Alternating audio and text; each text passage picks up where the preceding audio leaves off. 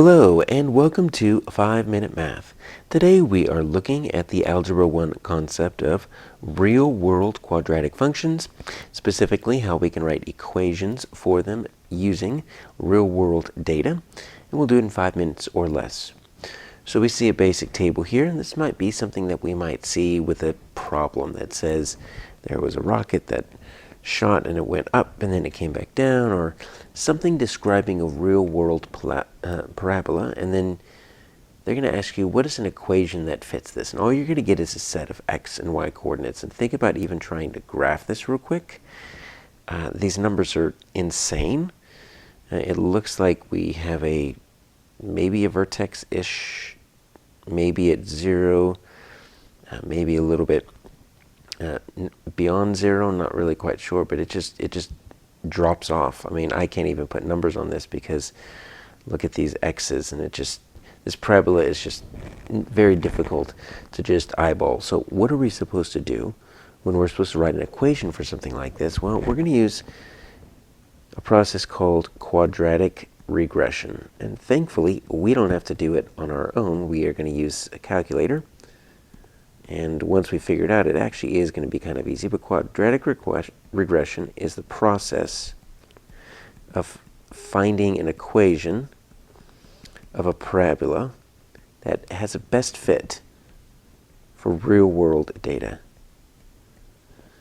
That best fits this. So when you can't just do your basic factoring and you can't just use something as simple as a formula, we're going to use this process called the quadratic regression. And in order to do that, we're going to use some technology. So let's open up our TI-84 calculators and take a look. So we've got two parts here. First, we're going to hit that stat button right there, and we're going to edit. So we're going to hit enter on that first one, and we're going to enter in this data. So we're going to hit all of our x coordinates first, and we're just going to make it go down. Obviously, the hardest part here is if you misenter something, you're going to get some wonky data that might not fit. So make sure you double check everything. Got my negative 4.5, and I've got this negative 142.5. This last one, that's the wild one, negative 4396.5. Okay, so once we have that, double check to make sure your L1 and L2 match up your x and your f of x, or your x and y. And then what we're going to do is we're going to go back to that stat. Now we need to hit over. Now we're going to hit calculate. So what we did is we entered our L1 and L2. Now we're going to calculate, and it's going to be option 5. And this is what it's going to look like. It's just going to say quadratic. Quad reg means quadratic regression. And let's come down here to calculate, because it already has our L1 and L2. And this is all it's going to give us. It is going to give us something in standard form, right? So it's going to say y equals ax squared plus bx plus c. We have to take it off the calculator, and we have to plug in the a and the b and the c. So that's what this quadratic regression gives us. It gives us a quadratic function in standard form.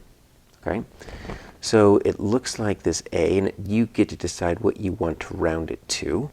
Sometimes it might say round to the thousandth place, or round to, round to the hundredth place. But I'm going to say this a, negative 33.97. Since we are rounding, I'm just going to call that negative 34. I'm going to say my a is negative 34 x squared. Now my b, 39.04. Okay, so we're going to call that 39x, and then plus c. Now my c is 28.5066. Probably just going to call this 28.5, since I'm rounding either to the whole number or that's just right in the middle. I'm not going to round that. So there we go. This is our quadratic function that's best fit. Now, it's not going to be exactly perfect, because you see we did have to round, but using this quadratic regression gives us an a, a b, and a c that we can plug into standard form. And that's how we use quadratic regression.